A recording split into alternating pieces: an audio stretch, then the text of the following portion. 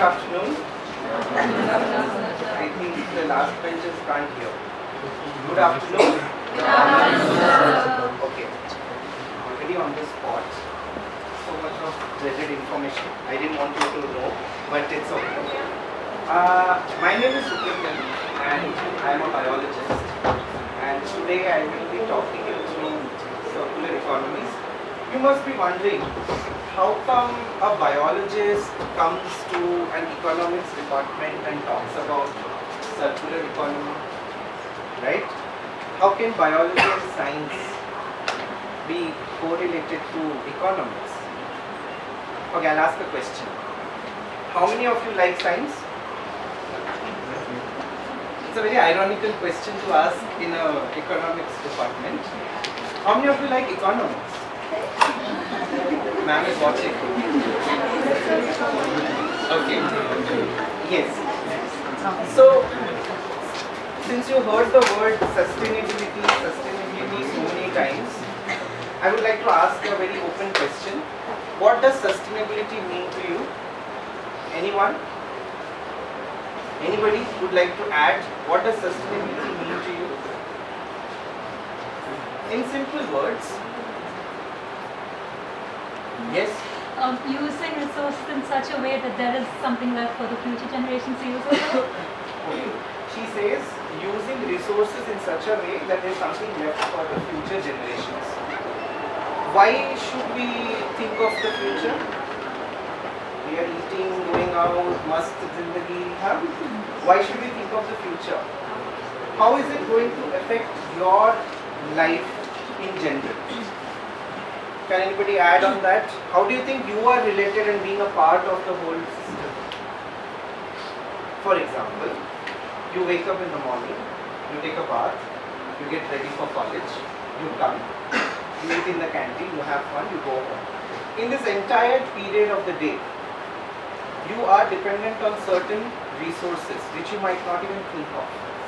You are dependent on transportation, which is fossil fuels. Yes, all of us are dependent on fossil fuels.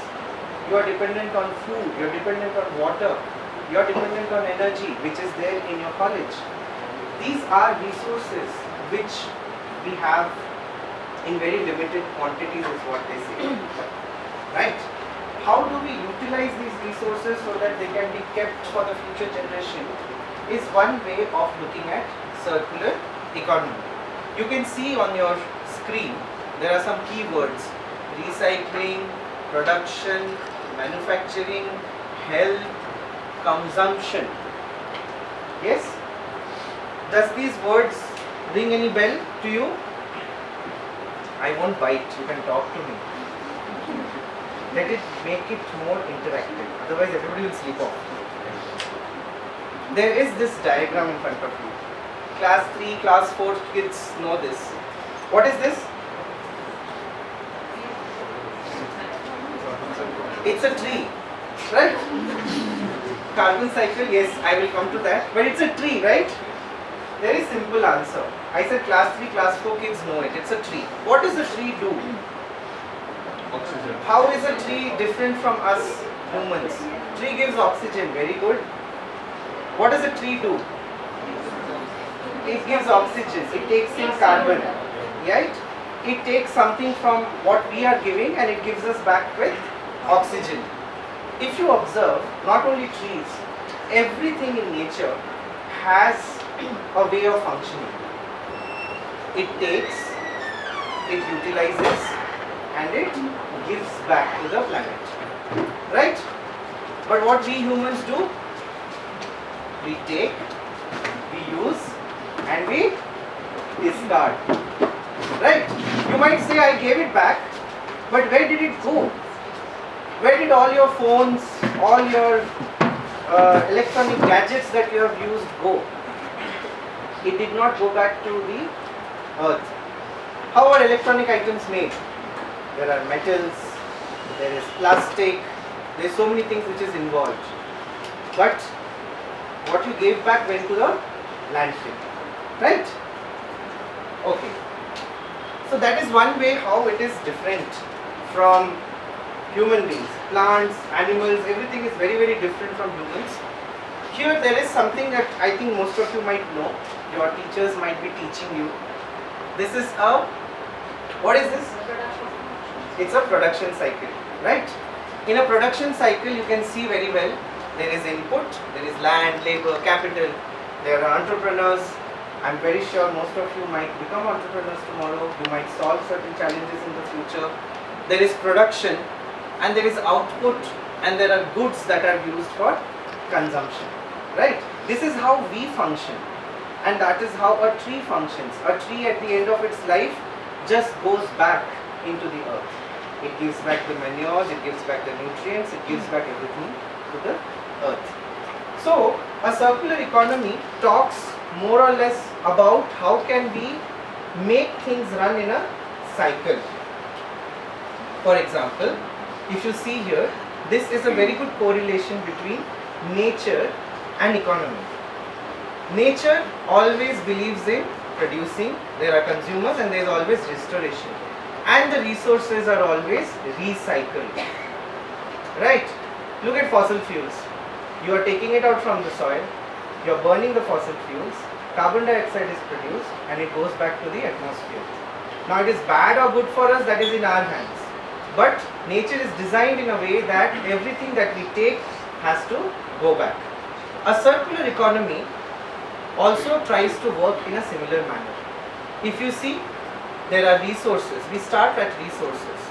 Those resources go for production, consumption, waste management, and we have to again get back resources. How is that possible? Imagine you have an iPhone, it has a lot of metals in it. You give back those metals after your mobile phone has been used. That is an example of a circular economy. I would want to show you a small video which will give you a little more insight about how it works. Is the audio plugged in?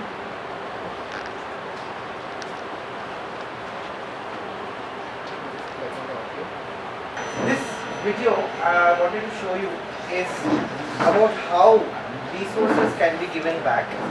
It's a need of an hour, is something that it talks about. And once the video is there, I'll show you. I'll go to another slide. Those are supposed to be the key points from the videos. So, yeah. So we have to always remember that nature is considered as a role model for a circular economy. We should always keep raw materials in a closed loop, maximized use of resources, reducing the need for new ones, avoiding waste and increasing the life cycle of products. These are things that it is written here. Waste of today becomes the raw material for tomorrow, the same as in nature. In nature also, whatever is considered as waste, it becomes a resource for tomorrow. A plant has died, the plant has given back the carbon, nitrogen and everything back to the soil.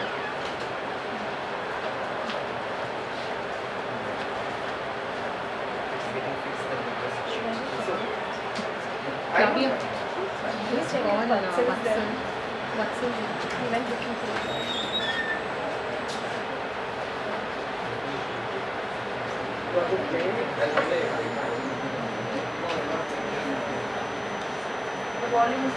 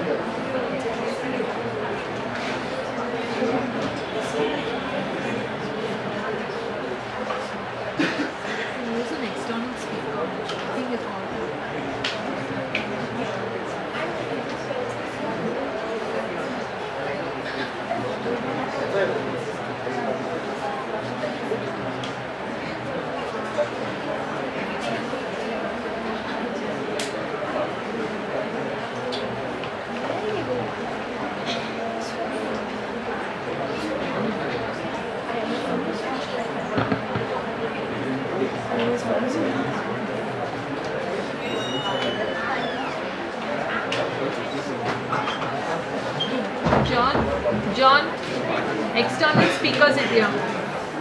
Today I will have break, but I have to do again my production work. So yes, we were talking about nature and circular economies. How are resources going back into the cycle? Let's look at this video and we'll start a conversation with this. Living systems have been around for a few billion years and will be around for many more. In the living world, there's no landfill. Instead, materials flow. One species' waste is another's food, energy is provided by the sun, things grow, then die, and nutrients return to the soil safely. And it works. Yet as humans, we've adopted a linear approach. We take, we make, and we dispose. A new phone comes out, so we ditch the old one. Our washing machine packs up, so we buy another. Each time we do this, we're eating into a finite supply of resources and often producing toxic waste. It simply can't work long term. So what can? If we accept that the living world's cyclical model works, can we change our way of thinking so that we too operate a circular economy? Let's start with the biological cycle. How can our waste build capital rather than reduce it? By rethinking and redesigning products and components, and the packaging they come in, we can create safe and compostable materials that help grow more stuff. As they say in the movies, no resources have been lost in the making of this material. So what about the washing machines, mobile phones, fridges? We know they don't biodegrade. Here, we're talking about another sort of rethink, a way to cycle valuable metals, polymers and alloys so they maintain their quality and continue to be useful beyond the shelf life of individual products. What if the goods of today became the resources of tomorrow? It makes commercial sense. Instead of the throw away and replace culture we've become used to, we'd adopt a return and renew one, where products and components are designed to be disassembled and regenerated. One solution may be to rethink the way we view ownership. What if we never actually owned our technologies? We simply licensed them from the manufacturers. Now, let's put these two cycles together. Imagine if we could design products to come back to their makers, their technical materials being reused and their biological parts increasing agricultural value. And imagine that these products are made and transported using renewable energy. Here we have a model that builds prosperity long term. And the good news is, there are already companies out there who are beginning to adopt this way of working. Now, the circular economy isn't about one manufacturer changing one product. It's about all the interconnecting companies that form our infrastructure and economy coming together. It's about energy. It's about rethinking the operating system itself. We have a fantastic opportunity to open new perspectives and new horizons. Instead of remaining trapped in the frustrations of the present, with creativity and innovation, we really can rethink and redesign our future.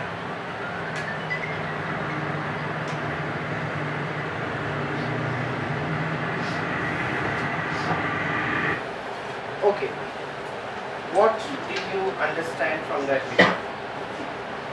Anyone? Or else I think nobody could have the capacity to understand. Come on!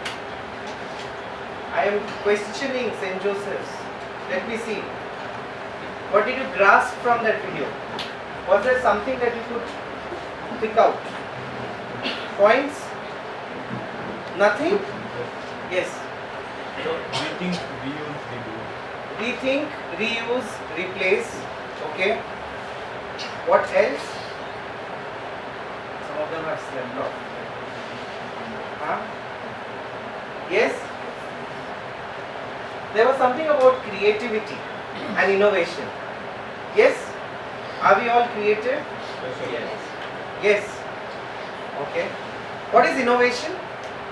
What does innovation mean? Coming up with new ideas. So as and when, like, if, for example, the phone, like when our phone gets out of date, we try to get a new phone, like after that.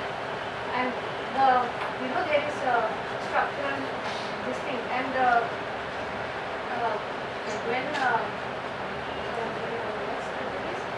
when we are not getting satisfied with the current features, we expect more, and then that's how innovation happens. Okay.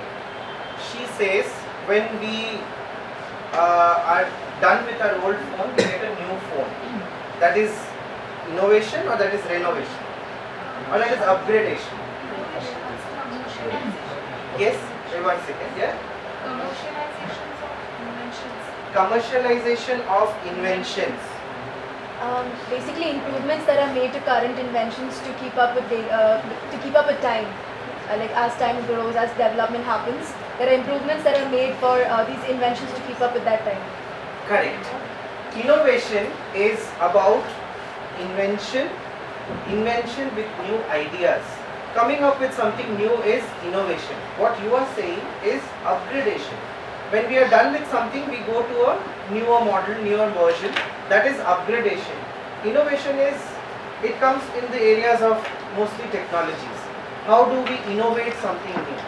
Now you are all sitting in a classroom, you are in an economics department. Why do you think it is important for you to understand this?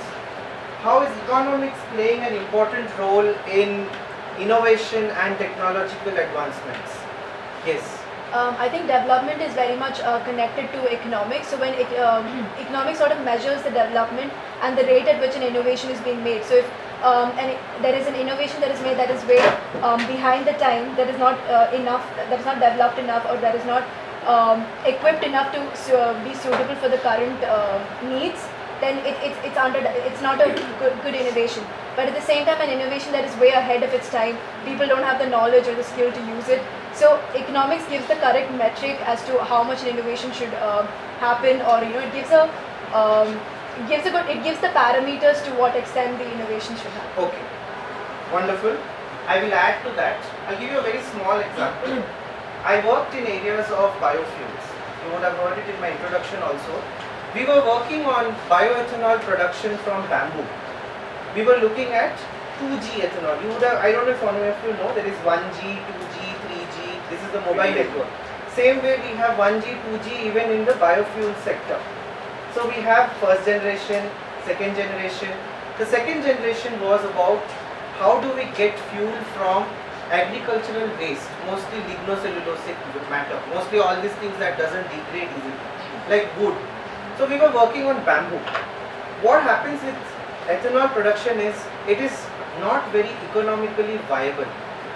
The reason why the technology is not taking off, why you don't have biofuels flying around you, is because economically biofuel synthesis is very, very expensive. It cannot be made viable to the civilization. That's one reason why it is very important that technological development goes hand in hand with economical studies. Many scientists always forget that economics plays a very important role in any kind of invention, any kind of research. And that is where you all come into the picture.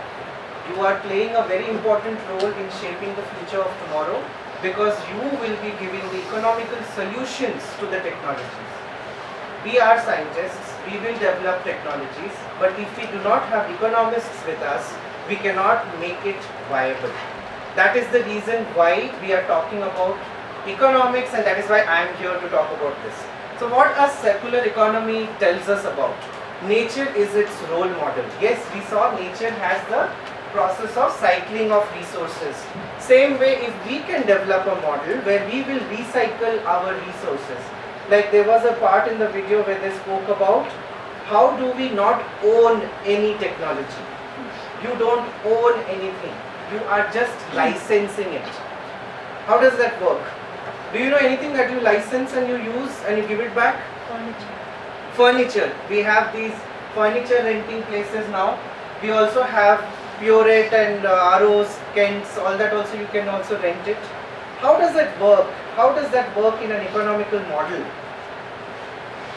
How is it useful to us? You are not owning anything. Do you think owning something is equivalent to getting richer? Having resources? Most of us, when we are growing up, we have this dream. I'll have a house, I'll have a car, I'll have a jet, I'll have a cruise, I'll have a yacht. How many of you have that kind of dreams? I'm not saying it's wrong. You can have it. How many of you want to have things, materials? Yes, very good. How many want to own stuff? You own a makeup kit, right? Girls, you own stuff, right, with yourself. So, circular economy is talking about the whole understanding of ownership. Now, ownership is not only with you. You own the stuff for a particular period of time and the company takes it back. Why? What do they do with it after that? You saw that chair falling from somewhere. What was the chair going through? Renovation. Renovation, okay. So there are components in every material. There are organic components, there are inorganic components. Everything has cost. Cost of making it, cost of growing it, cost of transportation. There is carbon footprint generated when these things were brought from one place to the other. Yes? So how does that work? How does the economics play a part of it? You will be able to see that when you license something, the material goes back to the manufacturer. They take out the parts and they reuse the parts. That is one of the basic models of circular economies which we are very, very far away right now. But people are talking about it. I am very sure many of you will turn out to be entrepreneurs tomorrow. You might come up with solutions like this and you might give solutions to this challenging world problems.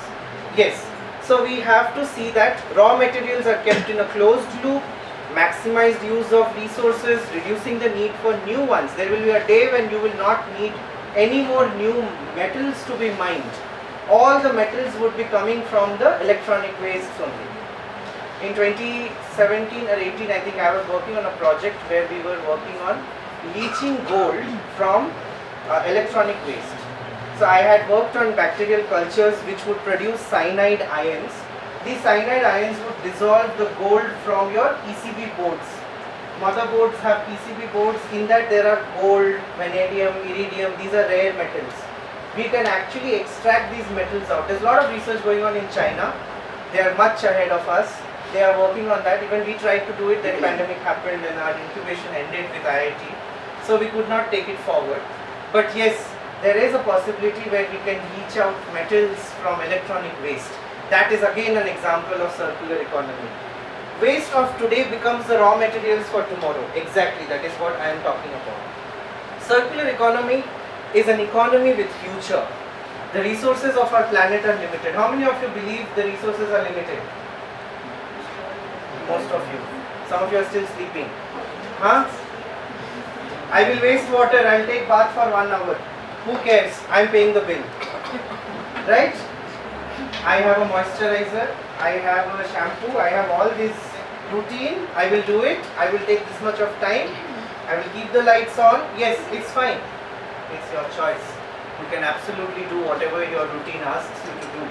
But always remember, whatever resources you are dependent on is finite.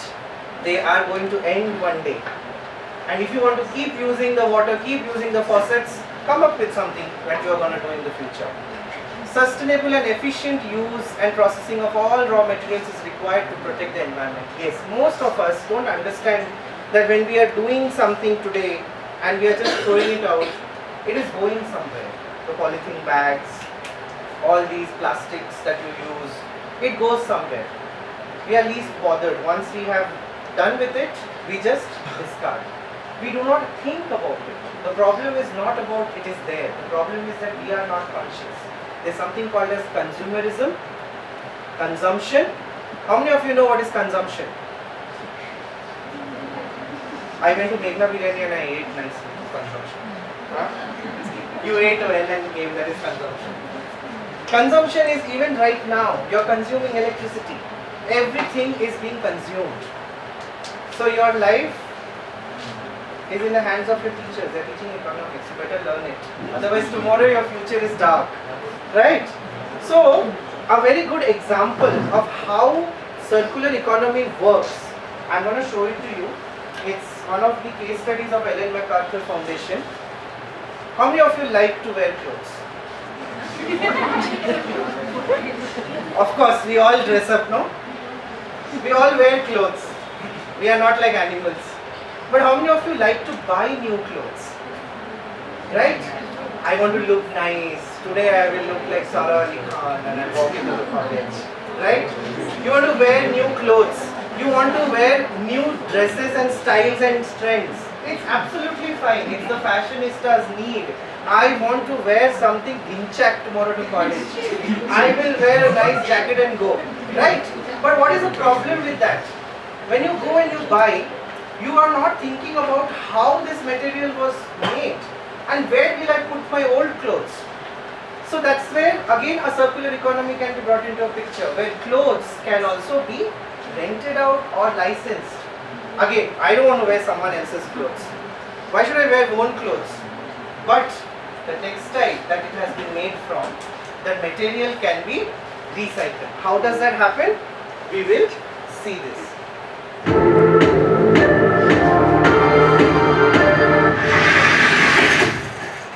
Waste in fashion is on a massive scale. It's an industry where less than 1% of recycled textiles are converted into new wearable materials. Even more ends up in landfills. But very gradually, that may be changing. I'm traveling to the Isle of Wight off the UK's southern coast to find out more. We're on our way to the Ellen MacArthur Foundation, which is a non-profit that focuses on the circular economy. The foundation promotes a vision for a fashion economy in which nothing ends up as waste. I'm meeting Laura Balmond, the project manager. Hi, I'm Laura. Welcome to the Ellen MacArthur Foundation. Every second, the equivalent of one rubbish truckload of clothing is landfill or incinerated globally. In a circular economy, instead of it operating in this one-way system, we, from the very outset, look at creating something that designs out the waste from the beginning. So in terms of business opportunity, there's a huge spectrum for companies to actually move towards a circular economy. One company working towards a circular model is in nearby freshwater. Hi. Welcome to Timo. I'm Martin. Madison, nice to meet you. Timo is an online platform built by the clothing company Rapa Nui. It allows brands to print and create their own sustainable garments. All of its products are made from organic cotton, and central to its business model is combating the inefficiency built into the fashion industry. So one of the big problems with fashion, as well as the material wastage, is actually is overproduction. To start with, you only actually make what people need when they need it, which means making products in seconds after they're ordered. In 2018, Timo shipped 1 million shirts. The company estimates that using sustainable materials adds about 25% to cost, but says it offsets that by maximizing efficiencies in other places. It costs more money, so what we need to do is find savings. Timo minimizes waste and streamlines production using its own creative engineering. The whole factory is powered by renewable energy. Everything that we make is designed from the start to come back to us when it's worn out. So every Timo t-shirt has this barcode on the care label, which when you're done with your t-shirt, you can scan it and it'll generate a postage label and allows you to send the shirt back for free, and then Timo will give customers a discount on their next order in order to incentivize people to recycle instead of throw their clothes in the trash. There are, of course, a variety of approaches being used to move closer to a circular economy. In central London, I'm meeting with Cindy Rhodes of One Again Technologies, which focuses on recycling textiles at the molecular level. So we've developed a process that can take polyester and cotton, dissolve it in a vat, separate both the polyester and cotton. Blended fabrics tend to be harder to recycle. This here is a polyester pellet, which is the building block that then gets melted down, extruded into fiber, yarn, and textiles. And then what we're able to do with the leftover cotton is dissolve that, separate out all the dyes, which then gets separated and spun back into a fiber. One Again plans to license its technology to other businesses, crucially at an affordable price. It was really important that the process itself is low cost, that we're not creating a premium product that the industry has to pay more for and that consumers ultimately have to pay more for. In nearby Islington, Jonathan Mitchell, founder of Brothers We Stand, is tackling the challenge from a different angle. BrothersWeStand.com is basically an online retailer where you can shop menswear that's made more sustainably, often made from recycled materials, but crucially also made to last. The company makes a small amount of clothing itself and vets all of its suppliers. We have a 6-point standard, and every product on our site must meet that standard, and it includes points like design to please, made to last, and also stand out social and environmental impact. Brothers We Stand says production costs using sustainable materials are around 1.5 times higher for basic t-shirts, and customers do pay a premium.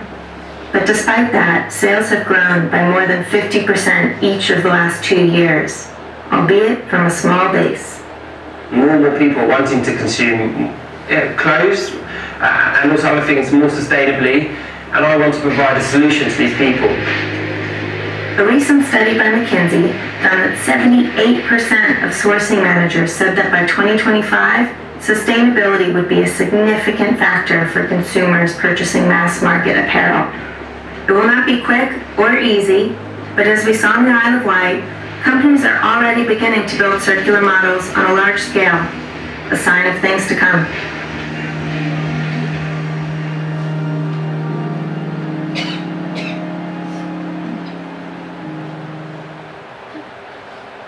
Yes. Any thoughts? No thoughts? Any thoughts about your wardrobe? Have you thought? What all have you stuffed there? Yes? You have thought about it, right? There's so much of things in your wardrobe which you might not be even wearing it today. But what is it doing there? It is doing nothing. Yes, we do think about donating it, but these are the future models that are coming with fashion, where they are talking about you buy one pair of jeans for a year and later on you give it back to the manufacturers. The material will be recycled and given back to you into another pair of things. How many of you were aware that how are clothes made? Cotton. Everyone knows cotton. Everyone knows Gandhiji. That you know, right? But have you heard of these materials? Polyester. Someone spoke about polyester. What's a polyester? Any science enthusiasts? Huh? It's a mixture of natural and synthetic fibers. Okay. Okay. Yes. Most of you are there, correct? It's an organic compound again. It's synthetically made in labs. These polyester is added to our cotton because that will help us to sustain the material for longer. Natural organic cotton, if you go to Khadi, Desi, you would have seen that material will tear very easily after 4-5 washes because it has nothing mixed in it. But we need to add these kind of material and they do not biodegrade. Remember, when you wear a pair of clothes and you throw it, it does not biodegrade. It just stays in our ecosystem for years and years to come. Same like plastic bottle.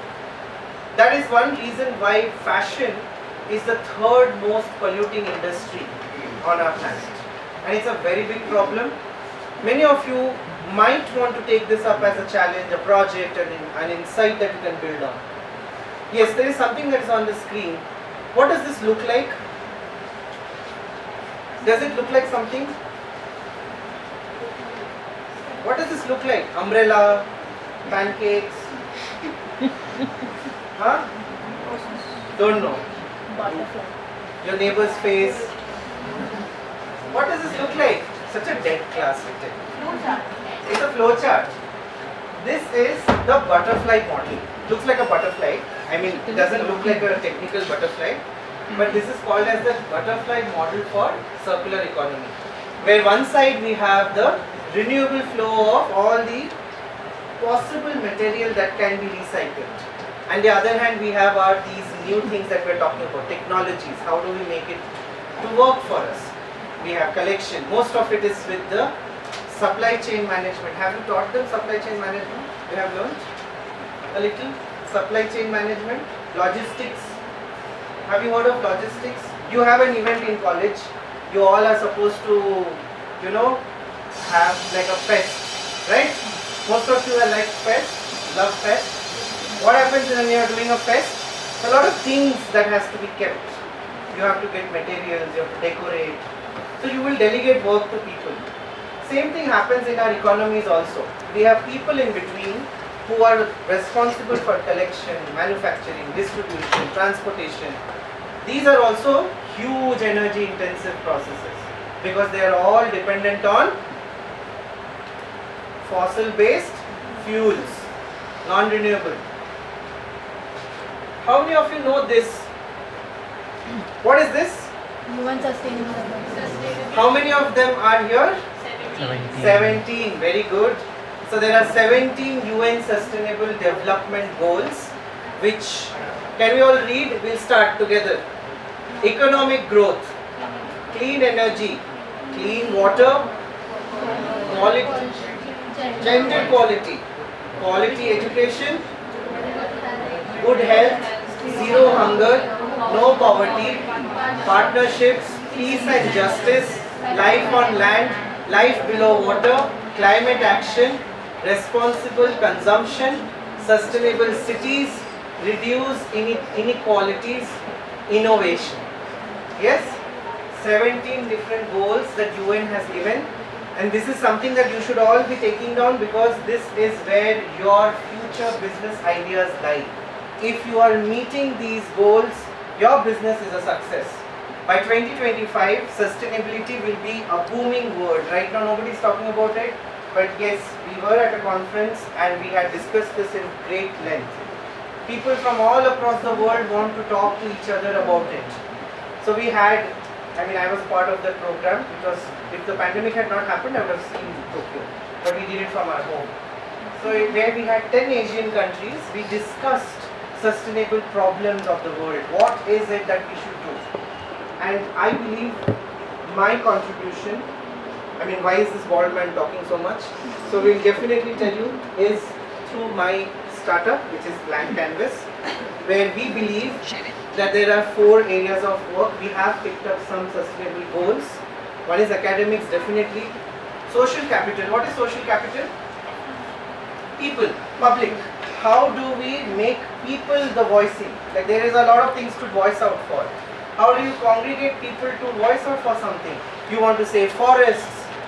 There's also individuality. Each one of us have an identity.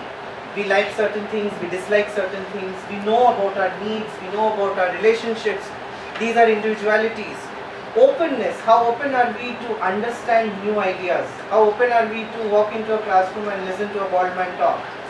Right? That is about openness.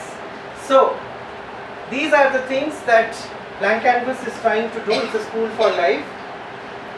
And it wouldn't have been possible if it had not been for the Blank Canvas Earth Collective.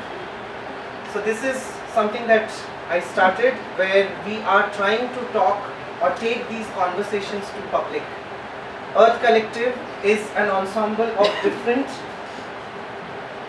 Earth Collective is an ensemble for different kinds of programs, classrooms again, like this has become a classroom today where we are discussing circular economies. So in the same way, there are some classrooms where we try to get back to our roots. We understand soil, we understand air, we understand water, we understand different disciplines of life where we are studying anything. You are studying economics, but there are a lot of things to learn from. Industries, for example, how do they function, how is production lines maintained? And we grow empathy with nature, which is very, very important, need of an hour.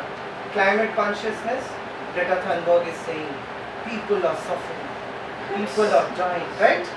She is talking, this line has become very famous. Everyone knows she is speaking about people are suffering, people are dying. But we are not dying, no sir, we are happy, we are eating, we are roaming around. Huh? But it comes back to all of us. Somewhere or the other, it comes back to you. Anyways. So like that, I have another few things, which is Kobe Labs, which is a fermentation laboratory where we try to teach people about the chemistry of cooking, and we also instill awareness about microorganisms. Fermentation is a great technology where you can preserve food it is also a very important aspect of circular economies because you can preserve food for long. Parisara is another farmers teach people about how do you use less water, how do you use less resources, and you get a food output. Yeah, thank you for your patience. I think I have been able to give you some information about circular economy and tell you a little bit more. If you want to reach out, you can definitely talk to me on Instagram, Facebook, take down my number, and we can definitely talk. We are open to internships if anyone wants to work, explore ideas. Yes. So yes, thank you so much.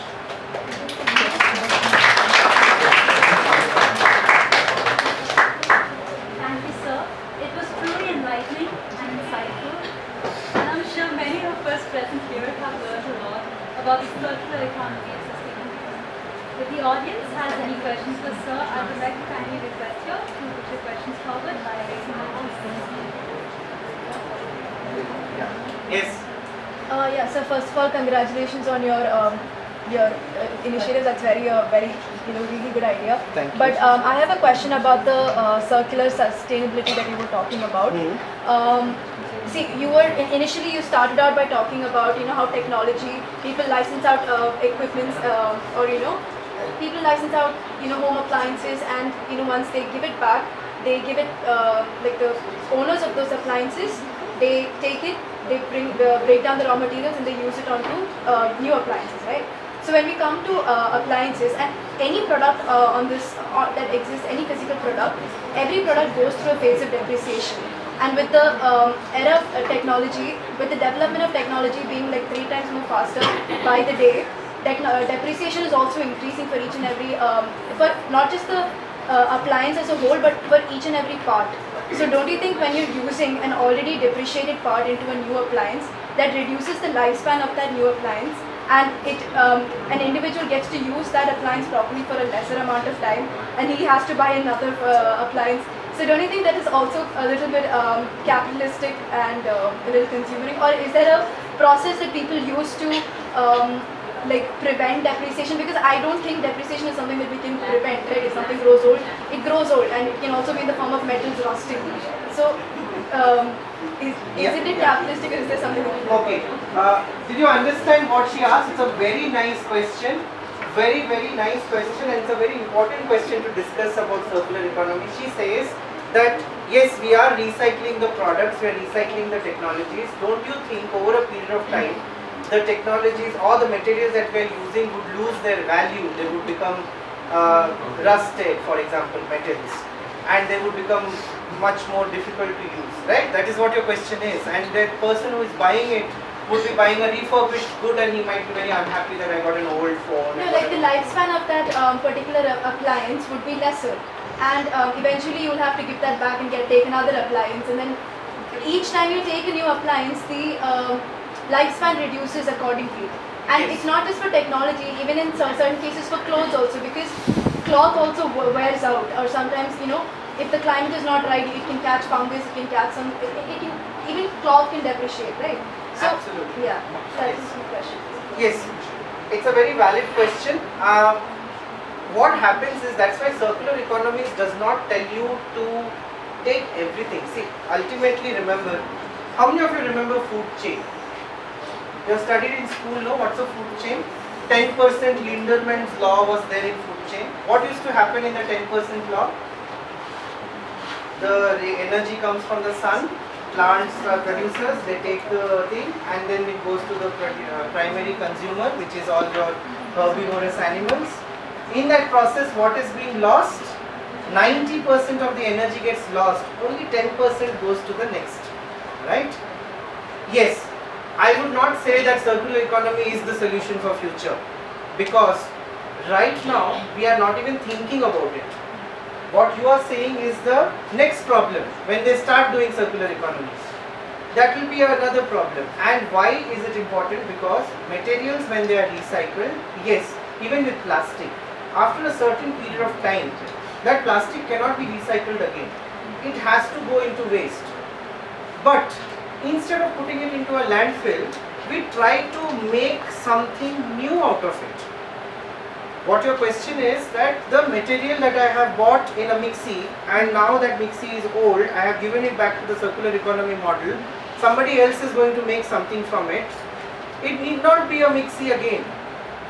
It can go into building materials, packing materials, it can go into chairs, it can go into anything that can again be used. It need not become the same thing. Phones may not become the phone again. Clothes may not become clothes again.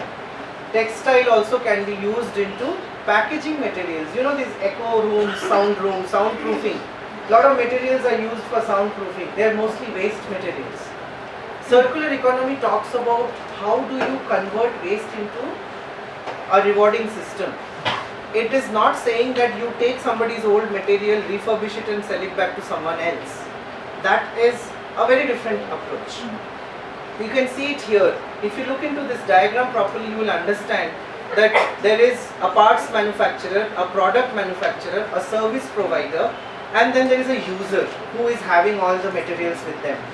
After that, user can choose to either give it back to the service provider, give it back to the product manufacturer or to the parts manufacturer.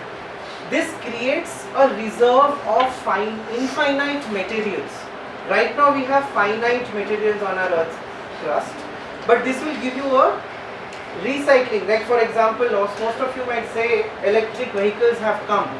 We don't need to worry about fossil fuels, we'll use electric vehicles. Is that a viable future? How many of you agree it's a viable future for our transportation? We can use electric vehicles and be happily driving off on roads. Do you think it can be done? Not now. Okay, I will tell you, there is a metal which is used in the battery making, which is called vanadium. Vanadium mines are in Bolivia, South America. Lithium is also used. Lithium is also mined in South America. They have already estimated the deadline of how much more lithium can be extracted. The mines are exhausted. Tesla, companies like these, Tesla and other people who are making electric vehicles, they are trying to sell the idea, which is nice. You go away from fossil fuels, but you start using electric vehicles. But again, there is again a finite resource. But imagine that same lithium comes from all the waste of your college, house, all the batteries that you have in your day-to-day life. Isn't that again a circular economy? You are replenishing the material, not the product. The product that you make is in your hands. You are the innovator, you are the creator. It's up to you how you want to reuse it. Is that clear? Now you understand what is it actually trying to say. You get the resources out of it, the materials out of it, not the product. No, but even materials, like materials as themselves will definitely go through Correct. a series of, I agree with like you. you're saying, if suppose a mixie we're taking, and then if you take out some kind of metal from it, it is already rusted, so that the conductivity of that metal is already depreciated to a really huge extent. So using that into another, using that into a completely different product would be again difficult, right? Because it wouldn't be able to give that kind of a quality that people are expecting. Because right now everyone wants quality, and yeah, so things that are old, because every year there are new innovations that are coming to every single product that we're seeing.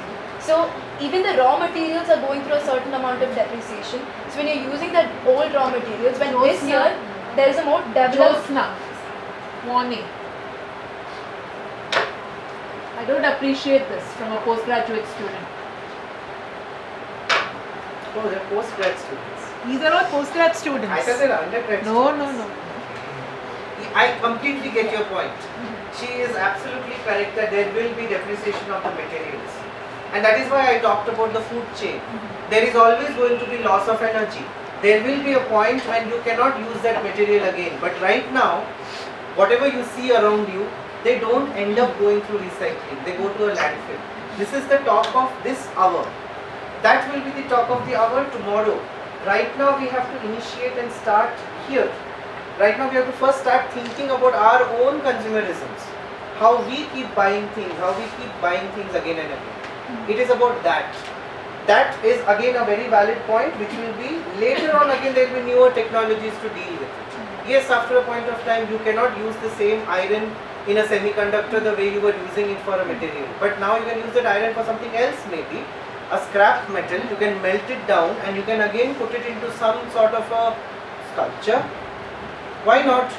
So that is what circular economy is teaching you. You don't have to make the same material, but you can just recycle the same materials again and again in the system. Yes, yes. So like, but lithium and those kind of things are, we're using it as an energy source.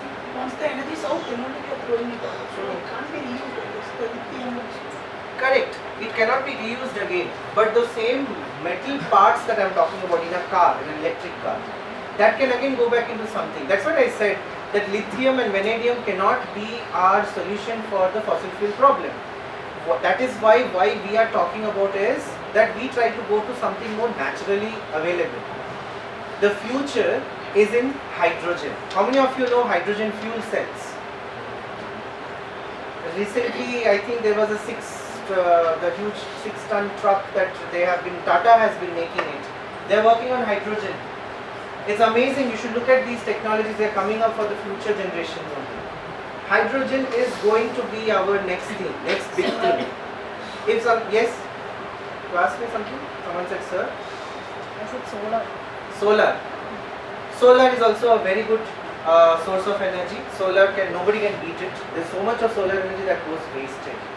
I think after many years, this time I was traveling in train and I saw a solar farm. Generally when you're traveling by train, you see only agricultural farm, but I saw a solar farm and it made me feel so good. I'm like, finally somebody is utilizing the sun energy. Cochin Airport runs on solar energy. Yes? Cochin Airport runs on solar energy. Yes, that is what is renewable sources of energy. So when you start depending on renewable sources of energy, your carbon footprint starts to fall, which you can discuss further if you have more sessions with me. Yeah. Any other questions? So, for example, talk about the incineration and the gasification processes. Why is India not able to manage that kind of process when we talk about the Sweden and the Singapore, which is like being dominant in the incineration and the gasification process? What are the problems to the Indian economy? Yes, another very good question. He is talking about incineration. You must have seen a lot of these model countries. Sweden, they are completely now becoming carbon neutral. They are making all their waste get into some sort of an energy thing. In India, I'll tell you again, it's to do with again the public. How many of you segregate your waste? Good. That is Bangalore's story. What about the rest of India? How many of them understand what is segregation of waste? How many categories of waste? We are segregating our waste. How many of you compost your biodegradable waste? Wow, wow, very nice. How many of you make bioenzymes at home? Wonderful. Okay, great. How many of you take care of your dry waste where you wash it and give it to the person who is taking it, or you just put it in the food along with it? You wash it and you give it, right? Many of us might not realize there is food stuck on that, and when it goes as dry waste, like what you are saying, the incineration problem, these machines, they get clogged with so much of biomass if we do not clean. So now what is it that we do? You know, cement factories? Cement factories are taking all the plastic and going where they're using that plastic to light up their furnace. Cement requires a lot of heat, where all the sand and all the water has to be mixed. So they take all these plastic waste from people and they put it into an incinerator. Again, that is not a solution again. Because when you incinerate something, yes, you are doing it at low concentration of oxygen, but there is still an amount of soot and dust that is produced, which again goes into the atmosphere. That is why there are other technologies. There are people who are actually extracting these soots, and I think there is a company who is extracting the carbon from the atmosphere and they are putting it into pen refills. Carbon for writing. There are technologies like that. So yes, India is still, we have a long way to go, but if most of you in this classroom, whatever you have discussed, you start talking about it to your immediate neighbors, in your homes, in your parents' houses, when you go home and you talk to your parents, or you talk to your neighboring children, the future generations mostly. then definitely we will reach where Sweden is in another 1 or 2 years. It's all about the information, and that is why I am standing in front of you.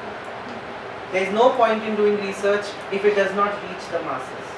You write a paper, you do PhD, but there is no point if people do not benefit anything from that research. And that's why I am giving you all this information. You economists can think of it and take the technologies further. It's a very important bridge that science has to make with other disciplines. Is the need of an hour? Yes. Are you asking something or putting the question?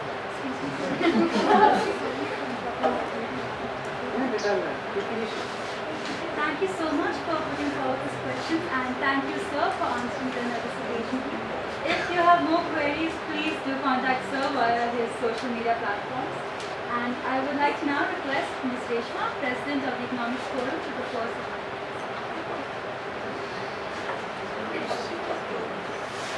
Good evening to all. I deem it an honor and privilege to propose a vote of thanks on this occasion.